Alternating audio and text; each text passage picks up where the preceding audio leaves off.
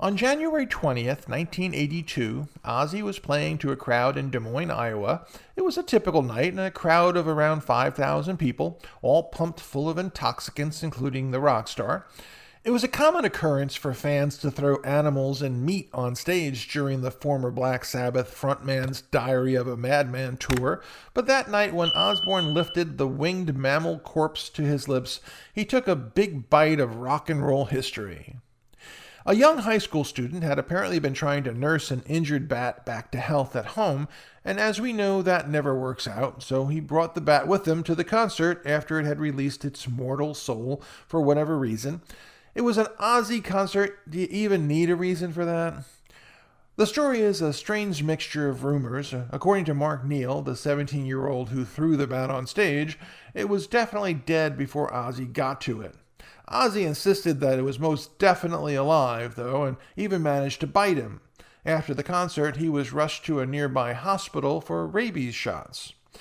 Apparently, Ozzy had already bitten the head off of a live dove in front of a record executive, and the kid thought he could bait Ozzy into doing it again.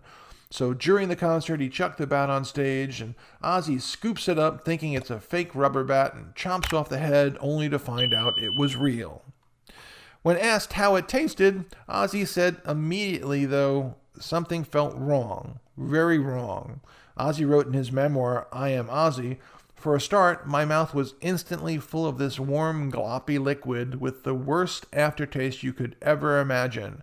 I could feel it staining my teeth and running down my chin. Of course, with 5,000 eyewitnesses, word spread fast about what happened and further incited the idea of how dark and evil of a metalhead Osbourne was. But at the end of the day, it was accidental, as Ozzy admits, and he has no need to lie since he admits to much worse things on a daily basis. The bizarre moment was never forgotten, and Rolling Stone later ranked it as number 2 on its list of rock's wildest myths, right behind the Beatles' Paul is Dead conspiracy theory. Oh yes, it became part of the Ozzy myth, but it's not a myth. Bassist Rudy Sarzo, who was on stage that night, clarifies to Yahoo Entertainment, it actually did happen. It's not like dragons. Dragons are mythology. This was real. It was a real bat. Real